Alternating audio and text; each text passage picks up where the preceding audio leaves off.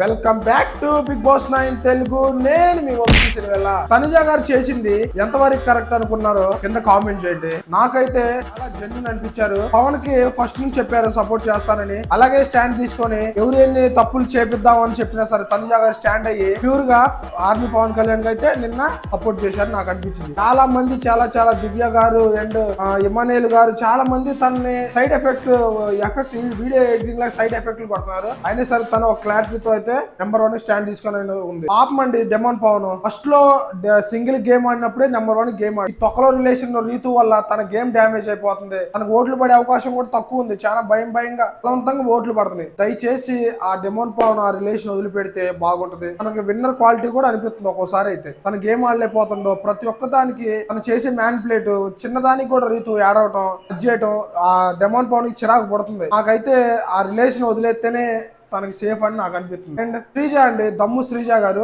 Number 1 last time కూడా అన్నారు army Pawan ఏడుస్తుంటారే నువ్వు ఏడవ మాకరా, నేనున్నా నీ కోసం, ఆ వంతైన సహాయం నేను చేస్తాను, నిన్ను కెప్టెన్ చేస్తాను అన్నారు. అయితే కంప్లీట్ గా తనైతే జనాల్ని ఏదో ఒకటి చేయటం మాట్లాడటం ఏదైనా చేసింది.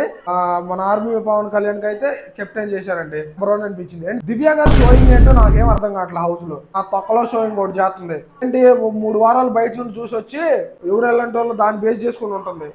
ప్రతి ఒక్కరి దగ్గరికి వెళ్ళి తనుజ దగ్గరికి వెళ్ళి ఏదైనా ఉంటే నాకు చెప్పు, నేనేమన్నా నేను మంచిగా మాట్లాడతా, నువ్వు సపోర్ట్ చేస్తా అంటే పెద్ద తోపు తురుముకని అనుకుంటున్నావు. నాకు అర్థం కాదు.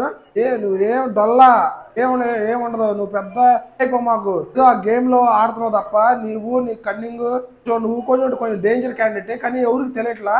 పట్టింది ఇంకొక 2 నిమిషాల్లో ఇంకొక 2 వీక్లు టైం పట్టింది. ఏం కాదు. మీరేమనుకున్నారు కింద కామెంట్ చేయండి. Thank you so much.